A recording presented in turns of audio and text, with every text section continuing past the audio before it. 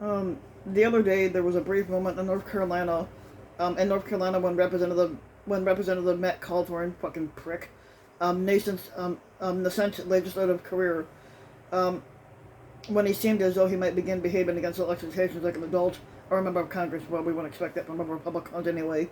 Cawthorn, along with many of his House Republican colleagues, had stoked the stolen election narrative before its crescendo at the Capitol on January 6. The then 25-year-old had urged Trump's sycophants in December to lightly threaten their members of Congress and say, you know what, if you don't start supporting election integrity, we're coming after you. Madison Cawthorn is coming after you, and everybody else is coming after you. He spoke at the January 6th Stop the Steal Klan rally, revving up the crowd against the Democrats and hiding Republicans who were trying to silence the voice. But then, like other Republican members literally hiding in the Capitol a few hours later, Cawthorn had fired up a tweet to his sycophants telling them to stand down. Yeah, I doubt that he did that. Despite despite twice voting to object to state electoral college counts once the Capitol had been cleared,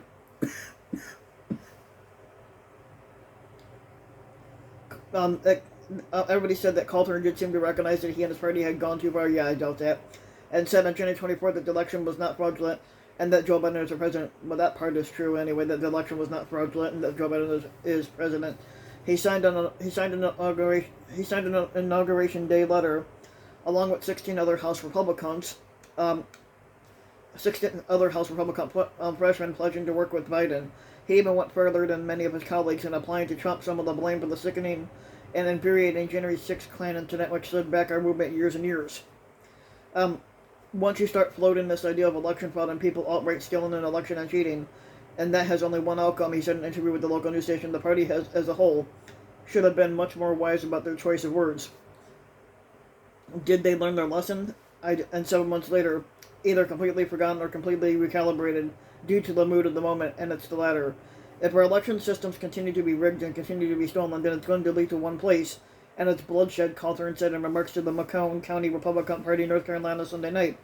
According to a Facebook video which has since been taken down, he added that there's nothing that I would dread doing more than having to pick up arms against a fellow American, and the way that we can have recourse against this is that the only way we can have recourse against that is if we all passionately demand that we have election security. In all 50 states, we already had election security, you dumbass. In a statement to the Washington Post, Cawthorn's spokesperson said that in his comments, Congressman Cawthorn is clearly advocating for balance and not to occur over election integrity questions. He fears that others would erroneously choose that route, and strongly states that election integrity issues should be resolved peacefully and never through violence.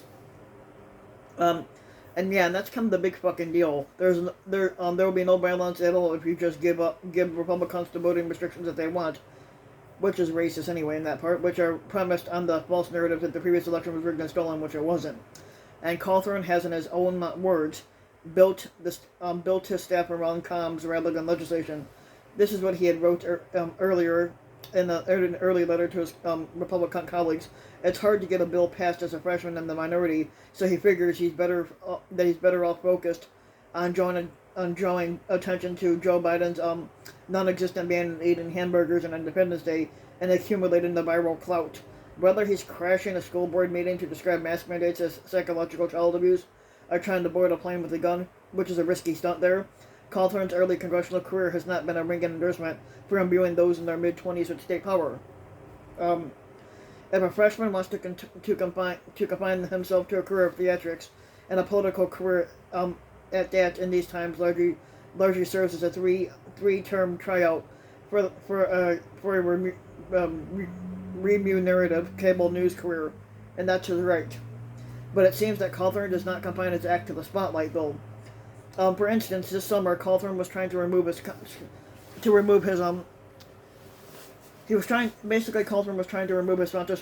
sponsorship from a bill that was sponsored by West Virginia Representative Dave McKinley.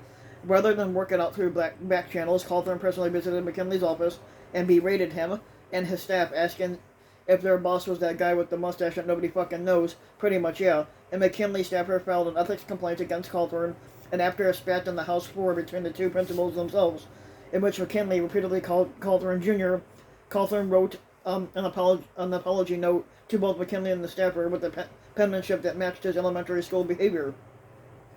Letters are his thing now. Last week, in one of the most embarrassingly drafted letters ever to put to congressional letterhead, Cawthorn wrote to Kamala Harris and he CC'd the members of the cabinet. In some circumstances, that misspelling might be viewed as an intentional snub, much as a mispronunciation of the vice president's first name was during the campaign. But do read the letter. It never got a professional proofread, despite his comms focused staffing. Somehow, somewhere between the overwrought throat clearing and the unformatted passage from the Treasure Island, Cawthorn called on Harris to invoke the 25th Amendment and replaced the declining mind atop the executive branch. This too was a topic at the Sunday meeting of the Macomb County Republican Party. Cawthorn had revealed a super secret sneaky plan. He does not, in fact, want Harris to be president for an extended period of time. Instead, he said, "I will remove Joe Biden from office, and then when Kamala Harris inevitably screws up, we will take her down one at a time too," which doesn't happen that way. As for those insurrectionists whom he once viewed as sickening and infuriating, they are now, per in his Sunday remarks, political prisoners and hostages whom it's worth exploring how to bust out from their confinement. And when an attendee asked him, "When are you going to call us to Washington again?" Cawthorn suggested that they hold tight. "We are actively working on that one," Cawthorn said. "We have a few plans in motion that I can't make public right now, but this is something that we're looking at. In addition, anybody who tells you that Joe Biden was dutifully elected is lying. No, they're not." Cawthorn said, finally at least conceding that he's a liar, because at least Cawthorn is. So if you like the video, give the video a like and subscribe to my channel, RBW King, and also hit the notification bell so that you can be notified when a new video comes out, and thanks for listening.